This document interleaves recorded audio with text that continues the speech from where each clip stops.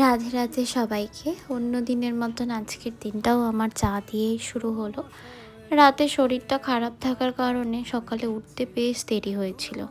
তো বেলা করে উঠেই চা খেয়ে লাঞ্চ করে স্নান করে বসে পড়লাম জার্নাল লিখতে। জার্নাল লিখতে আমার বেশ ভালোই লাগে। এখন রুটিনটা আমার একদম বেনিয়ম হয়ে গেছে, তাই ভাবলাম কালকে কি করব সেটা আজকে জার্নালে লিখে রাখি।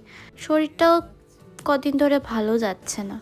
তো আবার জার্নাল লেখার পরে দৃশ্যটা দেখো, এত ভালো লাগে না আমার এই জানলার কাছে বসে থাকতে।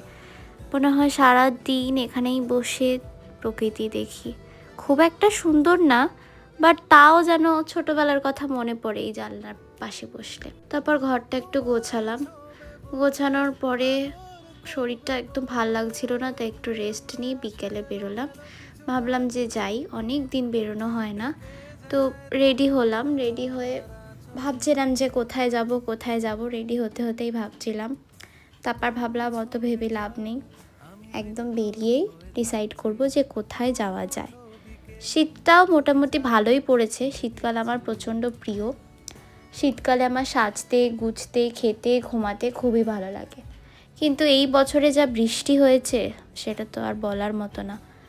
আর এই বছরটা আমার জন্য শারীরিক দিক থেকে খুবই খারাপ গেছে। প্রচণ্ড ভুগেছি আমি এই বছরটাতে।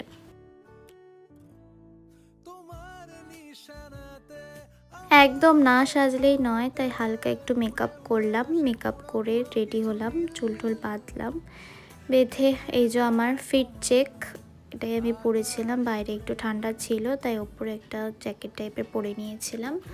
তারপর এটা হচ্ছে আমার ফাইনাল লুক। তারপর বেরিয়ে পড়লাম। হাতে আবারও একটা সেই জলের বোতল নিয়ে রিকশায় উঠলাম। রিকশায় উঠে আবার নেমে ট্রেন ধরে আবার অটোতে উঠলাম। অটো করে পৌঁছে গেছি আমার গন্তব্যস্থলে। জায়গাটা খুবই ছোট, কিন্তু খুবই ভালো লাগে। আমি জানি না কেন, জায়গাটা একদমই ছোট একটা ক্যাফে। অর্ডার করেছিলাম এই চিকেন পকোড়া, যেটার দাম ছিল 60 টাকায় 10 পিস, আর এই স্যান্ডউইচটার দাম ছিল 35 টাকা এক একটা। চিকেন পকোড়াটা বেশ ভালো লেগেছিল বলে আর এক প্লেট অর্ডার করেছিলাম। আমার বাবা মা দুজনেই মিষ্টি খেতে খুব ভালোবাসে, তাই ভাবলাম ওনাদের জন্যও নিয়ে যাই। বাড়ি ফেরার জন্য আবারও আমাকে একটা রিক্সা ধরতে হলো। বাড়ি গিয়ে ডিনার করলাম।